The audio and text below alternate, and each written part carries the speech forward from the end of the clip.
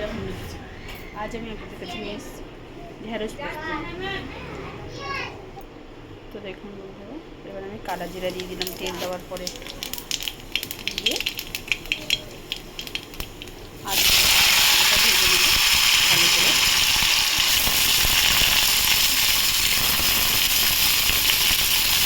আলুটা ভেজেছি।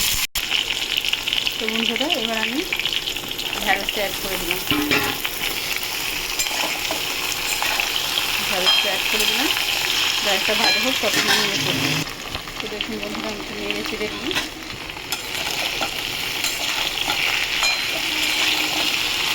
এবার আমি এটা ভাজতে ভাজতে আমি মশলাটা বেটে নেবো। দেখুন বন্ধুরা, শিলের মধ্যে এই নিয়েছি, একটুখানি আদা নিয়েছি আর দুটো লঙ্কা নিয়েছি, এটা বেটে ফিরছি। তো দেখুন বন্ধুরা, তো মোটামুটি এখন ভাজা হয়ে গেছে। এবার আমি স্বাদ মতো একটু নুন দিয়ে দিই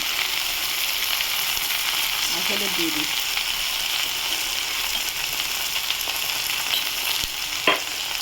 একটু নাড়াচাড়া করবো। নুন দিয়েছি, এবার গ্যাসটা আটকে দিয়ে দেবো, দিয়ে এটাকে নাড়াচাড়া করবো।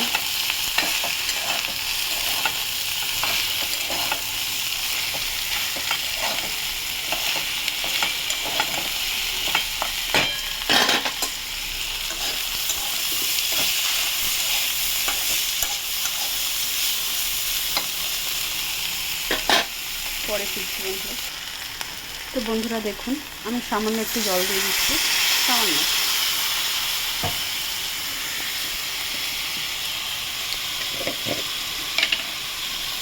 সামান্য জল দিলাম, সামান্য চিনি দিলাম, দিয়ে এটাকে নাড়াচাড়া করবো। আমার সব সিদ্ধ হয়ে গেছে, আলু থেকে শুরু করে সব সিদ্ধ হয়ে গেছে। তো এইবারে দেখুন বন্ধুরা, আমি বেটে রেখেছি, আমি এইবারে পোস্ত দানাটা দিয়ে দেবো। বেশ করেই বেটেছি।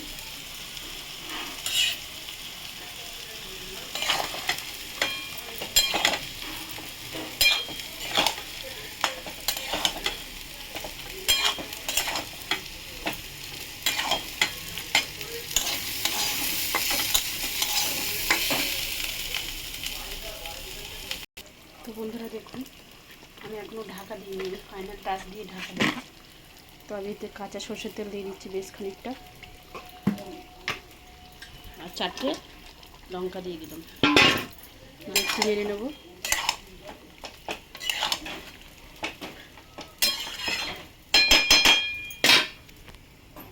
নেড়ে এই যে ঢাকা দিয়ে দেবো, পরে ফিরছি। দেখুন বন্ধুরা, আমি ঢাকনাটা খুললাম, খুলে দেখুন সুন্দর একটা সর্ষের তেলের গন্ধ বেরোচ্ছে।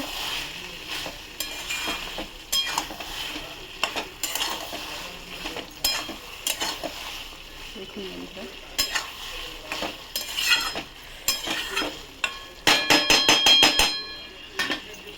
আর কিছুক্ষণ হবে। গ্যাসটা জোরে দিয়ে দিই, একটু তাড়াহুড়ো করছি।